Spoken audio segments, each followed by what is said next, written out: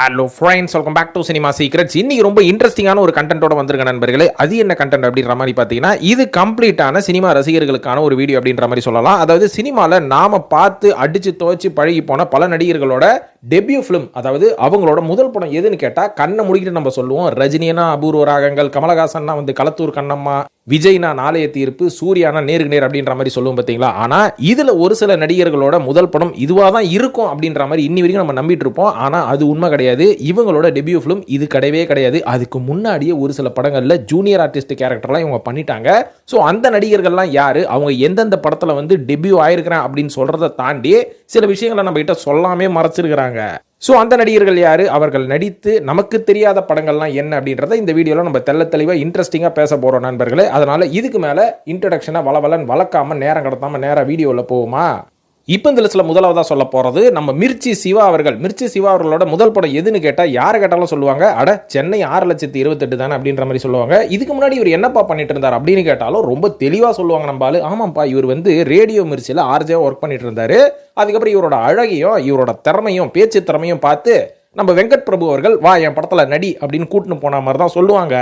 உண்மை அது கிடையாதுங்க. இவர் ரேடியோ மிர்ச்சியில் ஒரு ஆர்ஜேவா இருக்கும் போதே ஏகப்பட்ட படங்கள்ல சின்ன சின்ன கதாபாத்திரம் பண்ணிக்கிட்டே தான் இருந்திருக்கிறாரு. ஏன்னா என்னதான் ஆர்ஜேவா இருந்தாலும் சினிமா உள்ள வந்து நம்ம முகத்தை காட்டினா தானே இந்த வாய்ஸுக்கு உரிமையான இந்த சினிமா சீக்ரெட்ஸ் மாதிரி ஆளோட முகரக்கட்டை எப்படி இருக்கும் அப்படின்னு தெரிஞ்சுக்கிற ஒரு ஆர்வம் எல்லாருக்கும் வரும் இல்லையா. அந்த மாதிரி ஆர்வத்தோட நம்ம மிர்ச்சி சிவா ஏகப்பட்ட படங்கள்ல நடிச்சிருக்கிறாரு. சென்னை 6,28,000 படத்துல கமிட் ஆகிறதுக்கு முன்னாடி உதாரணத்துக்கு 12B படத்துல ஷாம் அவர்களோட ஃப்ரெண்டாவே வந்திருக்காருங்க. ஏங்க ஷாம் அவர்களே வந்து குஷி படத்துல விஜய் அவர்களோட ஃப்ரெண்டு தானே. ஆமாங்க, இவருக்கு அவர் ஃப்ரெண்டா வந்திருக்கிறாரு. ஆலவந்தான் படத்தில் பார்த்தீங்கன்னா அந்த பார்ட்டி சாங் ஒன்று வரும் பார்த்தீங்களா, சிரின்னு இந்த பாட்டில் கூட கமலுக்கு பின்னாடி சிரிச்சுக்கிட்டே இருப்பாரு.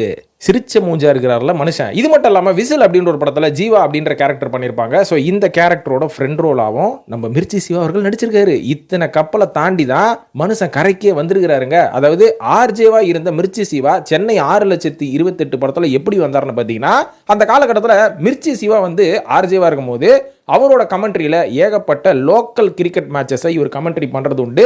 உதாரணத்துக்கு நம்ம சென்னைக்குள்ளேயே நடக்கிற சின்ன சின்ன கிரிக்கெட் மேட்சஸ் எல்லாம் இருக்கும் பார்த்தீங்களா. உதாரணத்துக்கு இந்த ஃபெட்லைட் மேட்ச் எல்லாம் நம்ம பண்ணுவோம், ஃப்ரெண்ட்ஸுங்களோட போய் விளையாடுவோமே. ஸோ இந்த மாதிரி மேட்ச் எல்லாம் அவர் ரேடியோவில் பண்ணியிருக்கிறாரு. அது மட்டும் இல்லாமல் ஸ்ட்ரெயிட்டாகவே போய் அந்த லொக்கேஷன்லேயே பண்ணுறது உண்டு. ஸோ இந்த மாதிரி பண்ணும்போது அவருக்கு அந்த லோக்கல் கிரிக்கெட் நாலேஜ் ஏகப்பட்டது இருந்திருக்குது. இந்த ஃபெட்லைட் மேட்சை பற்றிலாம் வந்து நிறைய ஐடியாஸ் இருந்திருக்குது. ஸோ இந்த மாதிரியான விஷயங்களை பற்றி நம்ம வெங்கட் பிரபு அவர்கள் அவரோட படத்துக்கு ரிசர்ச் பண்ணும்போது சிவா அவர்கள் கண்ணில் மாட்ட. சிவா அவர்களும் வந்து பார்த்தீங்கன்னா நல்லா செக்கச்சவேர்னு இருப்பார். சரி ஓகே, நீயே வா, எல்லாம் புதுமுகத்தை வச்சு தான் எடுக்கிறேன், லோ பட்ஜெட் படம் வேற, அதனால நீ இந்த படத்தில் ஒரு ஹீரோ நடிச்சிடேன் போகிற போகல அப்படின்ற மாதிரி சொல்ல போய் இந்த படத்தில் நடிச்சு இந்த படமும் எதிர்பாராத விதமாக நல்ல வெற்றி அடைஞ்சிருச்சு. ஏன்னா நல்ல படம் தான். நல்ல அந்த காலகட்டத்தில் ஒரு யூத்ஃபுல்லான ஒரு படம் இது. இன்னைக்கெல்லாம் எடுக்கிறாங்க பாருங்க யூத்ஃபுல் படம்னு சொல்லி ஸ்கூல்லவே காலேஜில் கண்ட கருமளவெல்லாம் எடுத்துகிட்டு இருக்கிறாங்க. ஆனால் அந்த படம் ரொம்ப என்டர்டெய்னிங்காக இருக்கும். அதனால அந்த படத்தின் மூலியமாக மிர்ச்சி சிவா அவர்கள் ஹீரோவாக வந்தார். ஆனால் அதுக்கு முன்னாடியே இவ்வளோ படங்கள் நடிச்சிட்டார் அவர். லிஸ்ட்டில் இரண்டாவதாக சொல்ல போகிறது நம்ம கிருஷ்ணாவா அவரோட ஸ்பெல்லிங் என்னென்னமோ போட்டு அவரும் பெரிய லெவலில் ஆவார். நியூமராலஜி படி நேமாலஜி படின்னு பார்த்தாரு. பெரிய ஆள் ஆனாரா, ஆனால் எல்லாருக்கும் தெரிய வந்தார் அப்படின்ற மாதிரி சொல்லிடலாம். ஆனால் இவரோட முதல் படம் எது அப்படின்ற மாதிரி கேட்டிங்கன்னா, என்ன கேட்டால் நான் சொல்லுவேன் அலிபாபா அப்படின்ற ஒரு படம் தாங்க. ஸோ இந்த படம் வந்து ரொம்ப இன்ட்ரெஸ்டிங்கான ஒரு படம் தான், நல்லா தான் இருக்கும். அது வந்து ஒரு ஹெய்ஸ்ட் படம் மாதிரி இருக்கும், நல்ல படம் தான். ஆனால் இந்த படம் தான் அவரோட முதல் படமானு கேட்டிங்கன்னா அதுதான் இல்லை. இவர் சைல்டு ஆர்டிஸ்டாகவே மணிரத்னம் அவர்களோட அஞ்சலி படத்தில் குட்டி குழந்தையாக நடிச்சிட்டாரு. குட்டி குழந்தைன்ற அந்த படத்தில் ஒரு முத்தல் மூஞ்சி மாதிரி இருப்பார், பெரிய வளர்ந்த பையன் தான் அந்த பையன் அப்படின்ற மாதிரி சொன்னீங்கன்னா சரிங்க. அந்த படத்தில் அஞ்சலியே குழந்தை குழந்தைங்களோட ஃப்ரெண்ட்ஸாக அப்படி நடிச்சுருந்தாரு. ஸோ இது மட்டும் இல்லாமல் அடல்ட்டாக எப்போ நடிச்சார் அப்படின்ற மாதிரி கேட்டிங்கன்னா, தளபதி அவர்கள் நடிச்சிருப்பார்ல உதயா அப்படின்ற படம் ரிலீஸ் ஆன படம். ஸோ இந்த படத்தில் கூட விஜய் அவர்களோட ஃப்ரெண்டாக ஒரு சின்ன கேரக்டர் பண்ணியிருப்பார். பல பேருக்கு தெரியவே தெரியாது. ஸோ இந்த மாதிரி சின்ன சின்ன கதாபாத்திரங்கள்லாம் பண்ணதுக்கு அப்புறமா தான் கடைசியாக அலிபாபா அப்படின்ற ஒரு படத்தில் நடிச்சிருக்காரு. பாருங்க, அப்பா தயாரிப்பாளர், அண்ணன் இயக்குனராக இருந்து கூட அந்த குடும்பத்திலிருந்து வந்தவர் எவ்வளோ கஷ்டப்பட்டு ஒரு படத்தில் நடிகிறாருன்னு. மூன்றாவது அதுல் குல்கர்னி. அதாவது இந்த ரன் படம் வெளியானப்போ எங்க தர பூச்சின்னு வந்தாருங்க, குர்கா மூஞ்சி நேபாள்காரனவன் அப்படின்ற மாதிரி பல பேர் தேட்டர்லேயே கலாச்சி நான் பார்த்துருக்கிறேன். இந்த நேபாள்கார் யார் அப்படின்னு பார்த்தீங்கன்னா, இவர் நேபாள்காரே கிடையாது. அதுல் குல்கர்னி அப்படின்றவர் வந்து ஒரு மும்பையை சேர்ந்த ஒரு ஆர்டிஸ்ட் அப்படின்ற மாதிரி சொல்லலாம். ஸோ இவரோட முதல் படம் எது, ரன்னு தான் அப்படின்னு கேட்டிங்கன்னா ரன்னே கிடையாது. அதுக்கு முன்னாடி தமிழ் படத்தில் ஒரு டெபியூ ஆயிட்டார். என்ன படம் அப்படின்னு சொல்கிறதுக்கு முன்னாடி இவர் யாருன்றதை சொல்கிறேன் பாருங்க. NSD national school of drama in Delhi கேள்விப்பட்டிருக்கீங்களா? இந்த இடத்துல இருந்து தான் நிறைய அப்படியே படித்த நடிகர்கள் எல்லாருமே அப்படியே பொறுக்கி எடுக்கணும்னா இங்கே தான் போய் பல இயக்குநர்கள் வந்து எடுப்பாங்க. ஸோ நம்ம கமலஹாசனும் அந்த மாதிரி தான் போய் நிறைய நடிகர்கள் அவரோட படத்தில் வேணும்னா இந்த இடத்துல தான் போய் எடுப்பார். ஏன்னா இங்கெல்லாம் வந்து ரொம்ப ப்ரொஃபஷனலாக நடிப்பு கற்றுக்கிட்டு ஒரு கேரக்டர் கொடுத்தோம்னா அந்த கேரக்டரை உள்வாங்கி அழகாக நடிக்கக்கூடிய திறமையான நடிகர்கள் இந்த இடத்துல தான் இருக்காங்க அப்படின்ற மாதிரி பல பேர் நம்புறாங்க. ஆனால் கோடம்பாக்கத்துலேயே நிறைய பேர் இருக்கிறாங்க. அவங்களெல்லாம் தெரிய யாரும் வாய்ப்பு கொடுக்குறது கிடையாது. பாவம் என்ன பண்ணுறது, அவங்களோட நிலைமை அந்த மாதிரி. ஸோ இந்த மாதிரி நம்ம கமலஹாசன் அவர்கள் தான் என்எஸ்டியில் போய் அத்துல் குல்கர்னி யாருன்னு தேடி கண்டுபிடிச்சி அவரோட படமான ஹேராமில் ஒரு முக்கியமான கதாபாத்திரம் கொடுத்துருப்பாரு. ஸோ அதாவது அந்த படத்தின் மூலயமாகத்தான் அத்துல் குல்கர்னி தமிழில் அறிமுகமாகிவிட்டார். இதுக்கப்புறம் தான் ஒரு சின்ன பிரேக்குக்கு அப்புறம் ரன் படத்தில் அவரை யூஸ் பண்ணாங்க. நல்லாவே நடிச்சிருப்பார். ரன் படத்துலலாம் ரொம்ப மெர்டலான ஒரு வில்லனாக தான் நடிச்சிருப்பார். ஆனால் என்ன பண்ணுறது, அவரோட கேரக்டரும் தமிழில் பெருசாக கண்டினியூ ஆக முடியல.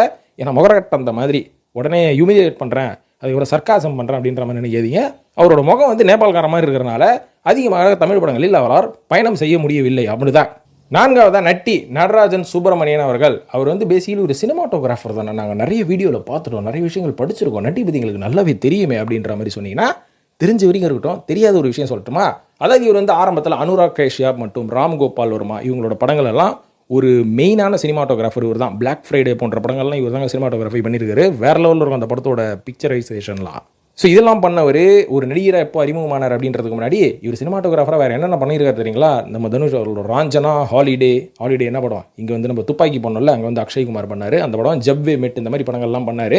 அதுக்கப்புறம் நாளை அப்படின்ற ஒரு படத்தின் மூலயமாக தான் தமிழ் சினிமாவில் ஒரு நடிகர் அறிமுகமானார். ஸோ நடிகராக அறிமுகமானதுக்கு அப்புறமா மிளகா, முத்துக்கு முத்தாக, சதுரங்க வேட்டை போன்ற படங்கள் எல்லாம் இவர் ஒரு நல்ல நடிகர் அப்படின்றத ப்ரூவ் பண்ணிட்டார். பட் நாளை அப்படின்றது தான் இவரோட முதல் படம் அப்படின்ற மாதிரி கேட்டிங்கன்னா இல்லை. நம்ம விஜய் அவர்கள் நடித்த யூத் படத்திலேயே ஒரு சின்ன கதாபாத்திரம் ஒரு நடிச்சிருப்பாரு. ஒரு நடிகராக அந்த படத்தில் தான் அறிமுகமானார். அதுக்கப்புறமா பல படங்களில் ஒரு சினிமாட்டோகிராஃபராக ஒர்க் பண்ணதுக்கப்புறமா நாளை அப்படின்ற ஒரு படத்தின் மூலமாக ஒரு ஃபுல் லென்த் ஹீரோவாக அறிமுகமான படம் தான் இந்த நாளை அப்படின்ற படம். பட் நட்டி அவர்களும் சின்ன கதாபாத்திரமாக யூத் படத்தில் பண்ணியிருக்காருப்பா. ஐந்தாவது நம்ம கார்த்தி அவர்களின் முதல் படம் இது பருத்தி வீரந்தானே அப்படின்ற மாதிரி கேட்டிங்கன்னா இல்லை. அவர் இன்ஜினியரிங் படிச்சுட்டு இருக்கும் போதே இவருக்கு வந்து ஒரு இயக்குனர் ஆகணும்னு ஆசையா. அது ஏன் இன்ஜினியரிங் படிக்கிறவங்க யாருக்குமே அந்த படிப்பு மேலே நாட்டமே போக மாட்டேங்குதுன்னு எனக்கே தெரியல. ஏன்னா நானும் அந்த கரகத்தை சேர்ந்தவன் தான். ஸோ ஏன்னா நம்ம எல்லாருமே சினிமாவில் தாங்க ரொம்ப ஆர்வமாக இருக்குது. அதாங்க என்னன்னு தெரியல, கிரியேட்டிவிட்டி ஃபுல்லாக அந்த இன்ஜினியரிங் புக்கை திறந்தோன்னா வந்துடுது போல இருக்குது. ஸோ இவர் வந்து நம்ம கார்த்தி அவர்களும் அதில் விதிவிலக்கல்ல. ஸோ அவர் வந்து இன்ஜினியரிங் முடிச்சுட்டு அவரை யூஎஸ்ஏல போய் MBA பண்ணிவிட்டு மணிரத்னம் கிட்ட உதவி இயக்குனராக பணியாற்றினார். என்னையா இது, எங்கேருந்து எங்கே ஆரம்பித்து எங்கே வந்து நிற்கிற அப்படின்னு நம்மளுக்கு எவ்வளோ குழப்பமாகுது. கார்த்திக் எப்படி இருக்கும்? ஆனால் மணிரத்னத்துக்கிட்டே எப்படி சேர்ந்தார் அப்படின்ற மாதிரி கேட்டிங்கன்னா, மணிரத்னம் அவர்கள் கங்கனை கட்டும் சுற்றுனுக்கிறாரு. சிவகுமார் குடும்பத்திலேருந்து இருக்கிற அந்த பிள்ளைங்க எல்லாத்தையும் படத்தில் தான் அறிமுகப்படுத்துவேன்னு சொல்லி சூர்யாவை வலுவலின்னு வலிச்சின்னு வந்து அறிமுகப்படுத்தியாச்சு. ரெண்டாவது பிள்ளைய மட்டும் ஏன் விட்டு வச்சுக்கிறோம், இவனையும் பிடிச்சி இஸ்துன்னு வரலான்னு சொல்லி மணிரத்னம் நம்ம என்னங்க படம் அது ஆயுத எழுத்து படத்தில் நம்ம கார்த்தி அவர்களை நடிகை தான் கூப்பிட்டாராம். ஆனால் கார்த்தி அவர்கள் கிளியராக என்ன சொல்லிட்டாரு, எனக்கு வந்து நடிப்பு மேலெலாம் இப்போ நாட்டம் கிடையாது, நான் வந்து ஒரு இயக்குனர் ஆகணும், அதனால் உங்ககிட்ட நான் உதவி இயக்குனராக ஜாயின் பண்ணிடுறேன் அப்படின்ற மாதிரி சொல்லி அந்த படத்தில் தான் கார்த்தி அவர்கள் உதவி இயக்குனராக ஜாயின் பண்ணது மட்டும் இல்லாமல் ஒரு டீ கடை சீன்லேயே நடிச்சிருப்பாரு. டீ கடை சீனா போண்டா போடுற மாதிரி அப்படின்னு கேட்டிங்கன்னா போண்டா சாப்பிட்ற மாதிரி ஒரு பச்சை கலர் சட்டை போட்டு உட்கார்ந்து இருப்பார். இப்போ கூட நீங்கள் பார்ப்பீங்க. ஸோ இந்த படம் தான் நம்ம கார்த்தி அவர்களை முதலில் வெள்ளித்திரையில் காண்பித்த படம் அப்படின்ற மாதிரி சொல்லலாம். இதுக்கப்புறமா பார்த்தீங்கன்னா படிப்படியாக பல பாலிடிக்ஸ் எல்லாம் தாண்டி பருத்தி வீரன் மூலயமாக ஹீரோவாக அறிமுகமாகி விட்டார் கார்த்தி அவர்கள். ஆறாவதாக சொல்ல போகிறது நடிகர் சந்தானம் அவர்கள். லொல்லு சபா அப்படின்ற ஒரு ப்ரோக்ராம் மூலயமா தான் சந்தானம் அவர்களை உலகம் ஃபுல்லாக எல்லாருக்குமே தெரியும். ஆனால் இந்த ஒரு பப்ளிசிட்டியை சந்தானம் அவர்களுக்கு போதுமானது அப்படின்ற மாதிரி நான் சொல்லுவேன். ஏன்னா அந்த காலகட்டத்தில் லொல்லு சபா பார்க்கறதுக்காகவே அவன் ஸ்கூலு டியூஷனு எதுக்குமே போக மாட்டான். கரெக்டாக 7 மணி ஆச்சுன்னா விஜய் டிவி முன்னாடி உட்காந்து ஆஜராகிறது தான் வேலை. ஏன்னா அந்த லெவலில் இருக்கும் சந்தானம் பண்ணுற காமெடியோட. அந்த படத்தில் நம்ம மனோகர் படம்ன்ற பாருங்க, அந்த சீரீஸில் நம்ம மனோகர் பண்ணுற காமெடியெல்லாம் அல்டிமேட்டாக இருக்கும். அந்த ஆள் டைலாகே பேச தேவையில்ல, அவன் எக்ஸ்பிரஷன் பண்ணாலே வேறு லெவலில் இருக்கும். ஆனால் பாவம் அந்த மனுஷன் என்னன்னு தெரியல, இப்போது சின்ன படங்கள்லாம் பண்ணிட்டு இருக்கிறாரு. ஆனால் சந்தானம் அவர்கள் அந்த காலகட்டத்தில் லொல்லு சபா அப்படின்ற ஒரு ப்ரோக்ராம் மூலயமா ஃபேமஸ் ஆகிறாரு. இதுக்கு அடுத்த கட்டம் என்ன, சினிமாவுக்குள்ளே தானே போனோம். ஸோ சினிமாலையும் போகிறாரு, பெரிய ரெக்கக்னைசேஷன் கிடைக்கல, சின்ன கதாபாத்திரம் தான் பண்ணுறாரு. ஆனால் இவர் அறிமுகமான படம் மன்மதன். இவரை ஏற்றி விட்டவர் சிம்பு அப்படின்ற மாதிரி சொல்லுவாங்க. சிம்பு ஒன்றும் இவரை ஏற்றி விடலை. அந்த காலகட்டத்தில் சந்தானம் அவர்களோட தயவு சிம்புவுக்கு தேவைப்பட்டது. ஏன்னா அவரோட படத்தில் சந்தானம் அவர்களை கூட்டின்னு வந்தால் இந்த படத்துக்கு ஒரு பூஸ்டப் கிடைக்கும் அப்படின்றது அந்த காலகட்டத்தில் மன்மதன் படத்தை தேட்டரில் பார்த்தா எல்லாருமே தெரியும். ஏன்னா சந்தானம் உள்ளே என்ட்ரானோன்னு அந்த படத்தில் செம கரகோஷம் தேட்டரில். ஏன்னா அந்த அளவுக்கு சந்தானம் அவர்களுக்கு பயங்கர ஃபேன் பேஸ் அந்த காலகட்டத்தில் இருந்தது. ஆனால் இந்த படம் தான் முதல் படமானு கேட்டிங்கன்னா இல்லைங்க. இதுக்கு முன்னாடியே ஜூனியர் ஆர்டிஸ்டாக ஒரு சில படங்கள் வந்து சந்தானம் அவர்கள் நடிச்சிருக்காரு. அது என்னென்ன படங்கள்னு பார்த்தீங்கன்னா காதல் அழிவதில்லை சிம்பு அவர்களோட படத்திலே சிம்புவுக்கே தெரியாமல் நடிச்சிருப்பாரு.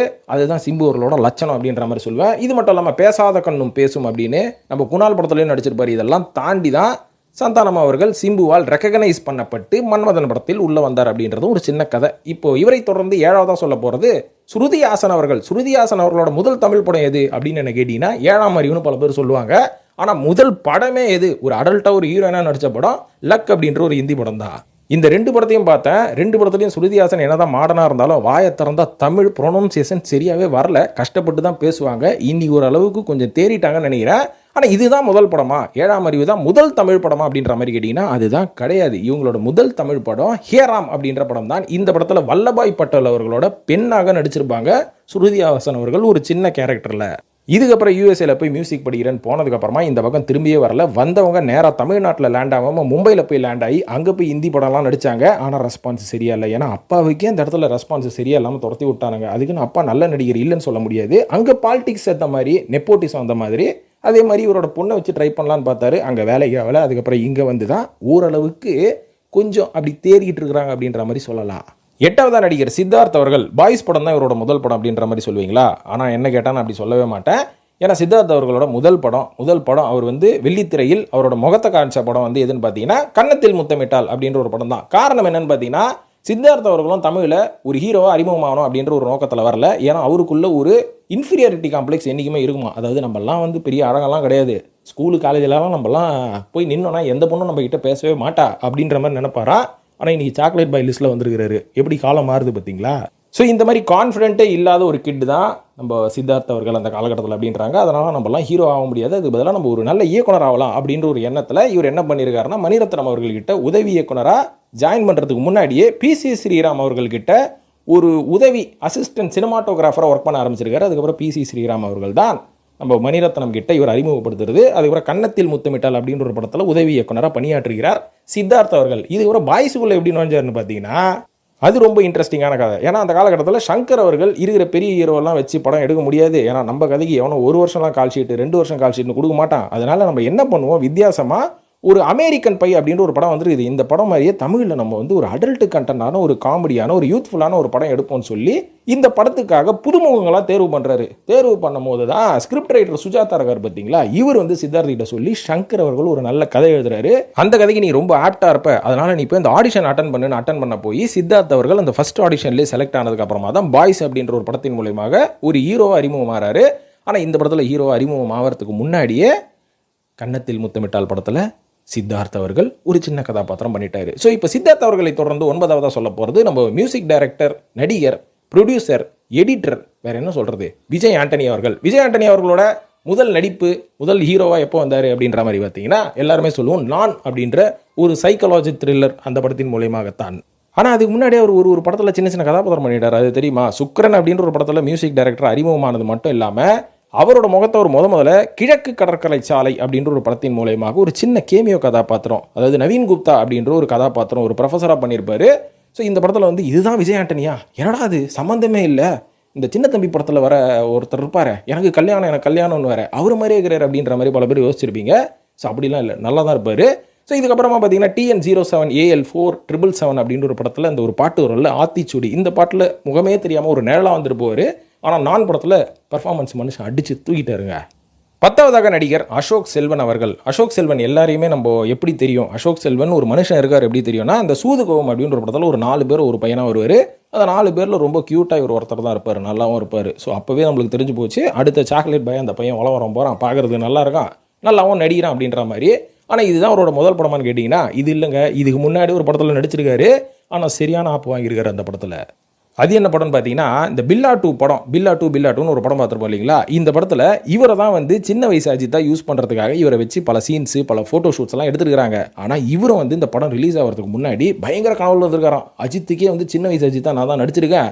ஸோ ஸ்ரீலங்காவில் மற்ற இடத்துலலாம் ஒரு சில இடத்துலலாம் ஷூட் பண்ணிவிட்டு ஃபோட்டோ ஷூட்லாம் பண்ணிவிட்டு வேறு லெவலில் என்னை வச்சு செய்ய போகிறாங்க போடுறா, அதுக்கப்புறம் என்னால் வெளில தலை காட்ட முடியாது, செலிபிரிட்டி நானே அப்படின்ற அளவுக்கு கனவுலாம் கண்டிருக்காங்க. ஆனால் கடைசி வரைக்கும் இவரோட மூஞ்சை இருட்டிலேயே வச்சு மூவியோட டைட்டிலில் மட்டும் வச்சு காமிச்சிட்டு இதுதான் அசோக் செல்வனா, நான் தாண்டா இது அப்படின்னு தேட்டரில் எவங்கிட்ட காமிச்சாலும் குபீர்னு சிரிப்பான் அப்படின்ற அளவுக்கு என்னை வச்சு செஞ்சுட்டாங்க அந்த படத்தில். அது ஒரு மிகப்பெரிய டிசப்பாயின்மெண்ட் எனக்கு. பட் எப்படியோ அப்போ விட்டதை நான் இப்போ பிடிச்சிட்டேன் அப்படின்ற மாதிரி கொஞ்சம் வருத்தத்தோடையும் சந்தோஷத்தோடையும் சொல்கிறாரு. ஸோ பில்லா 2 அடுத்த வாட்டி நீங்கள் பார்க்கும்போது அந்த டைட்டில் கார்டு போடும்போது இவரோட ஃபோட்டோஸ் தான் இருட்டில் இருக்கும், தம் அடிக்கிற மாதிரி, கொஞ்சம் நிழல் உலகத்தில் இருக்கிற மாதிரி. எதுக்கு ஃபோட்டோ எடுத்து எதுக்கு இப்படி மறைக்கணும்? 11ஆவதா பாபி சிம்மா. இவரோட முதல் படம் எதுனே தெரியலையே. இவரோட ஷார்ட் ஃபிலிமே நான் டசன் கணக்கில் பார்த்துருக்கிறேன். அதுக்கப்புறம் அங்கங்கேயும் எங்கேயோ பார்த்துருக்குறேன். அந்த முதல் படம் என்ன நீ தெரிஞ்சா கொஞ்சம் சொல்லேன் அப்படின்ற மாதிரி குழம்பாதீங்க. பீஸா அப்படின்ற படம் தான் இவரோட முதல் படம். ஒரு நடிகராக அறிமுகமான படம் அப்படின்ற மாதிரி சொல்லுவேன். நடிகரான்னு இல்லை, ஒரு த்ரூ அவுட்டான ஒரு கதாபாத்திரத்தில் அறிமுகமான படம் பீஸா அப்படின்ற மாதிரி சொல்லலாம். ஆனால் அதுக்கு முன்னாடியே ஒரு பார்த்தீங்கன்னா மாய கண்ணாடி, சேரன் அவர்கள் நடித்த மாய கண்ணாடியில் முடி வெட்டுறவராக வருவார். முடி வெட்ட மாட்டார், முடி வெட்டிக்கிறவராக வருவார். இவருக்கு எங்கே முடியுது அப்படின்ற மாதிரி கேட்டிங்கன்னா அந்த படத்தில் நடிக்கும்போது முடி இருந்துக்குது. இதுக்கப்புறம் அந்த படத்தில் வெட்டின முடிய அப்படியே திருப்பி வெட்டாமல் வளர்த்துக்கிட்டு காதலில் சொதப்புவது எப்படி அப்படின்ற ஒரு படத்தில் ஒரு லவர் பாய். ஸோ இந்த மாதிரிலாம் பாவம் மனுஷன் சின்ன சின்ன கதாபாத்திரம்லாம் நடிச்சு அப்புறம் பீட்சா அப்படின்ற ஒரு படத்தில் தான் வந்து ஒரு த்ரூ அவுட்டான கதாபாத்திரம் பண்ணி இன்றைக்கி நேஷனல் அவார்டு வாங்குற அளவு உயர்ந்திருக்கிறார் பாபி சிம்மா அவர்கள். ஸோ ஆனால் ஆரம்பத்தில் இவரும் இந்த மாதிரியான சின்ன சின்ன கதாபாத்திரம்லாம் நடிச்சிருக்கிறாரு. இப்போ 12ஆவது ஆர்கே சுரேஷ் அவர்கள். இவரோட முதல் படம் இது. எனக்கு ஞாபகம் இல்லைப்பா, அந்த ஆளும் வந்து ஞாபகமே இல்லை. இப்போ அப்படி ஒரு நடிகர் இருக்கிறாரான்னு எனக்கு கேட்காதீங்க. ஆனால் அந்த ஆள்லாம் நல்லா வர வேண்டிய நடிகர். என்ன பண்ணுறது, ஓவர் கான்ஃபிடென்ட் உடம்புக்கு ஆகாது அப்படின்ற மாதிரி நம்ம தலை சொல்லியிருக்கிறார்ல. தலையோட ரசிகராக இருந்துட்டு அந்த டைலாக் மறந்துட்டுருக்கிறார். இவர் ரொம்ப ஓவர் கான்ஃபிடென்ட்டில் தான் இவர் சினிமா விட்டு வெளில போயிட்டார் அப்படின்ற மாதிரி சொல்லலாம். ஆனால் ஒரு நல்ல திறமையான ஒரு நல்ல வில்லனாக ஒரு ட்ராவல் பண்ணியிருந்தானே நீ ஒரு மிகப்பெரிய வில்லன் அப்படின்ற ஒரு இடத்துல இருந்திருப்பார். அதுக்கப்புறம் ஹீரோவாக மாறி, சென்டிமெண்ட்டாக மாறி, லவர் பாயாக மாறி, அதுக்கப்புறம் ஒரு நல்ல குடும்பஸ்தனாக மாறி, கடைசியில் அக்யூஸ்ட் வரைக்கும் மாட்டார். என்ன பண்ணுறது? இவரோட முதல் படம் நம்ம எல்லாரையும் கேட்டால் என்ன கேட்டால் நான் என்ன சொல்லுவேன், அது என்னங்க சசிகுமார் நடித்த தாரத்தப்பட்டதான் அப்படின்ற மாதிரி சொல்லுவோம்ல. இல்லை, ஏற்கனவே இவர் வந்து புதுப்பேட்டையில் விஜய் சேதுபதியோடு சேர்ந்து 10ஓட 11ஆவது கேங்ஸ்டராக இவர் செலக்ட் ஆகிருக்கிறாரு. அதுக்கப்புறம் வீட்டில் போய் அப்பாட்ட ரொம்ப சந்தோஷமாக சொன்னோன்னா அப்பா நான் சொன்னாரான், என்னடே எவ்வளோ சொத்து உள்ள பையனி, நீ போய் ஜூனியர் ஆர்டிஸ்ட் 1000 ரூபாய்க்கு போய் நடிக்கலாமாடா? நோ, உன்னை வச்சு நான் ஃபியூச்சரில் ஒரு பெரிய படம் எடுக்கிறேன், அது வரைக்கும் கொஞ்சம் வெயிட் பண்ணு அப்படின்ற மாதிரி சொல்லிட்டாரான். அதனால் அந்த படத்தில் ஒரே நாள் நடிச்சுட்டு ஓடி வந்துட்டுக்கிறாரு. அதுக்கப்புறம் பார்த்தீங்கன்னா ஸ்ட்ரைட்டாக ஒரு லேண்ட் ஆனது தாரத்தப்பட்டையில் தான். 13ஆவதா ஜீவா அவர்கள். ஜீவா அவர்களோட முதல் படம் ஆசை ஆசையாய். இதில் தான் வந்து ஜீவா அவர்கள் ஒரு நடிகராக அறிமுகமானார் அப்படின்ற மாதிரி என்ன கேட்டிங்கன்னா வாயில் அடியும் தப்பு. ஏன்னா ஜீவா அவர்கள் முதல்ல சேரன் பாண்டியன் அப்படின்ற ஒரு படத்தில் சைல்டு ஆர்டிஸ்ட்டாக விஜயகுமார் அவர்களோட பையனா குட்டி வண்டா அப்படியே அந்த காம்பவுண்டுக்குள்ளே சுற்றி விளையாண்டுருப்பார். அதுதான் முதல் ஸ்க்ரீன் ப்ரெசன்ஸ் ஜீவாக்கு. இதுக்கப்புறமா தான் வளர்ந்தோன்னே பையன் கொஞ்சம் பார்க்குறதுக்கு அழகாக இருக்கானே, ஹீரோவாகி விடலாம் அப்படின்ற மாதிரி நம்ம மறைந்த சௌத்ரி அவர்கள் நிறைந்திருக்கிறார். அதுக்கேற்ற மாதிரி ஜீவா அவர்களும் ஹீரோ ஆகிட்டார். 14ஆவதாக எஸ்ஜே சூர்யா. அவரோட முதல் படம் எது? அவரோட முதல் படம் த நியூ அப்படின்ற ஒரு படம் தானே. அதில் தானே ஒரு ஹீரோ அறிமுகம் பண்ணார். நான் சேட்டப் பண்ணார் தெரியுமா, சேட்டப் பிடிச்சா மனுஷங்க அவன் அப்படின்ற மாதிரி கேட்காதீங்க. சேட்டப் பிடிச்ச மனுஷன் தான் அந்த ஆள். ஆனால் அவர் வந்து எப்போ ஸ்க்ரீன் ப்ரெசன்ஸ், எப்போ வந்து திரையில் அறிமுகமானார் அப்படின்ற மாதிரி கேட்டிங்கன்னா கிழக்கு சீமையில் அப்படின்ற ஒரு படத்தில் மாடு மேய்ப்பார் மனுஷன். மாடு மேய்க்கிறவனுக்கு அந்த வாழ்வான்னு கேட்காதீங்க, திறமை இருக்குது, அவள் தான் மேட்ரு, வேறு ஒன்றும் இல்லை, திறமை இருக்குது. அந்த படத்தில் வந்து மாடு மேய்ப்பார். ஆசையில் பெண்ணை வைப்பார். ஆசையில் பெண்ணை இல்லைங்க, ஆசை படத்தில் ஒரு சின்ன கதாபாத்திரம் பண்ணியிருப்பார். அதுக்கப்புறம் குஷி படத்தில் ஒரு கதாபாத்திரம் பண்ணியிருப்பார். அவரோட படம் தானே, அவரே பண்ணலன்னா எப்படி? அதுக்கப்புறம் காலப்போக்கில் இவனுங்களெல்லாம் வச்சு என்னத்தை நான் படம் எடுக்கிறது, நானே நடிக்கிறேன் பார் அப்படின்ற மாதிரி இறங்கி நடித்த படம் தான் நியூ. அந்த படம் வந்து ஓடிச்சோ ஓடலையோ, பாட்டு நல்ல ஹிட்டு, பெரிய சர்ச்சைகளை சந்திச்சுது. அதன் விளைவு தான் எஸ்ஜே சூர்யா இன்னைக்கு ஒரு நல்ல தவிர்க்க முடியாத ஒரு வில்லன் நடிகராக, ஒரு நல்ல நடிகராக வலம் வந்து கொண்டிருக்கிறார் தமிழ் சினிமாவில். அடுத்ததாக 15ஆவதாக நம்ம ஆல்ரெடி விஷால். அனகோண்டாவெலாம் நான் மறந்துட்டேன், அனகோண்டாவை பற்றி நான் பேச மாட்டேன். So only Vishal, already Vishal அவர்களோட முதல் படம் எது அப்படின்னு கேட்டால் செல்லமே அப்படின்ற மாதிரி கப்புன்னு கையை தூக்குவீங்க. ஆனால் செல்லமே முதல் படம் கிடையாது. அதுக்கு முன்னாடி குட்டி வயசுலேயே ஒரு குட்டிக்காரனெல்லாம் போட்டு குட்டியாக ஒரு ஆட்டமும் போட்டார். ஜாதி ஏற்ற மூடி அப்படின்னு நம்ம பாண்டியராஜன் அவர்கள் ஒரு படத்தை நடிச்சிருப்பார் இல்லையா. அந்த படத்தில் பாண்டியராஜன் கூடவே இவர் தையத்தக்கான்னு டான்ஸ் ஆடி இருப்பார். அதுதான் இவரோட முதல் படமாக. அதுக்கப்புறமா தான் பெருசாக ஆல்ரெடி வளர்ந்ததுக்கப்புறம் செல்லமே படத்தில் நடிச்சிருக்காரு. 16ஆவதாக விக்ராந்த் அவர்கள். இந்த பையன் எந்த படத்தில் அறிமுகமான எனக்கு என்ன, இவனே நான் மறந்துட்டேன் போ அப்படின்ற மாதிரி சொல்லாதீங்க. நல்ல நடிகருங்க. LBWன்னு ஒரு வெப் சீரிஸ் வந்துருக்குது, நல்லா இருக்குதுன்றாங்க. போய் பார்க்காதவங்க பார்த்துட்டு அது எப்படி இதுன்னு கமெண்ட்டில் போடுங்க. நான் இன்னும் பார்க்குறேன் கூடிய சீக்கிரம். ஆனால் நம்ம பார்த்த நண்பர்கள்லாம் சொன்னாங்க. ஸோ இந்த படம் ஃபஸ்ட்டு படமா LBW? இல்லை, ஃபஸ்ட்டு படம் அவருக்கு வந்து இந்த கற்க கசடர் அப்படின்னு அந்த படத்தில் வரும்போது வந்துட்டாரையா நம்ம விஜயோட 2.0 விஜய் அப்படின்ற மாதிரி சொல்லியிருந்தாங்க. அதுக்கேற்ற மாதிரி கொஞ்சம் காலம் விஜய் மாதிரியே சீன் போட்டு சுற்றின்னு இருந்தார். அப்புறம் இப்படியே நம்ம காப்பி அடிச்சுன்னு இருந்தோன்னா ரஜினி மாதிரி வேஷம் போட்டு மேடையெல்லாம் ஆடுறாங்களே, அந்த மாதிரி நம்ம லிஸ்ட்டில் சேர்த்துருவானுங்க, நம்மளுக்குன்னு ஒரு ஸ்டைலை உருவாக்கும்னு சொல்லி அப்புறம் விஷால் அவர்களோட பாண்டிய நாட்டில் ஒரு டிஃப்ரெண்ட்டான டிரான்ஸ்ஃபர்மேஷனில் வந்தார். அதுக்கப்புறம் விக்ராந்த் அவர்களுக்குன்னு ஒரு தனிப்பட்ட படங்கள்லாம் வர ஆரம்பிச்சிருச்சு. ஸோ விக்ராந்த் அவர்கள் ஒரு தனி ஹீரோவாக மாறிட்டார். ஆனால் இவரோட முதல் படம் அந்த படம் தான், அதாவது கற்க கசடர் தான் கேட்டிங்கன்னா இல்லைங்க, அழகன்னு ஒரு படம் பார்த்துருவீங்களா, மம்முட்டி அவர்களோட படம். அந்த படத்தில் அவருக்குன்னு ஒரு 4 பசங்க வித்தியாசமாக இருப்பாங்க. ரமணா படத்தில் வர விஜயகாந்தோட பசங்க மாதிரி 4 பசங்களும் 4 டிஃப்ரெண்ட் கலர்ஸில் இருப்பாங்க. ஸோ அதில் ஒரு பையன் தான் விக்ராந்த் தான் நடிச்சிருப்பார். ஒருத்தர் வந்து ராபர்ட் மாஸ்டர் நடிச்சிருப்பாருன்னு நினைக்கிறேன். அதுக்கப்புறம் விக்ராந்தும் ஒரு பையனாக எடுத்துகிட்டு வரான். அடுத்த வாட்டி இந்த படத்தை ராஜி வீடியோ விஷனில் போடும்போது பார்த்து கண்டுபிடிச்சி சொல்லுங்க, ஓகேவா? ஸோ நண்பர்களே, ஸோ இவங்களெல்லாம் வந்து நம்ம இவங்களுக்கு நடித்த முதல் படம் இதுதான் அப்படின்ற மாதிரி நினச்சிட்டு இருந்தோம்ல, இப்போ இல்லைன்னு தெரிஞ்சு போச்சா? சரி, வீடியோ முடிஞ்சிச்சு, போயிட்டு வாங்க அப்படின்னு சொல்ல மாட்டேன். இதுவும் ஒரு நல்ல மோட்டிவேஷன் தான். ஏன்னா இவங்கெல்லாம் வந்து எவ்வளோ கஷ்டப்பட்டு வந்துக்கிறாங்க பாருங்கள். அதனால் நம்மளும் ஒரு இடத்த அடையணும்னா கப்புன்னு போயிட்டு இவங்களோட முதல் படம் மாதிரி ஹீரோவை போயெல்லாம் நிற்க முடியாது. அதுக்கு முன்னாடி இவ்வளோ கஷ்டங்கள்லாம் போட்டு தான் முன்னேறணும். அதை ஒரு மோட்டிவேஷனலாக எடுத்துக்கோங்க. சினிமா மூலயமாக நான் சொல்லிக்கிறேன். நன்றி, வணக்கம்.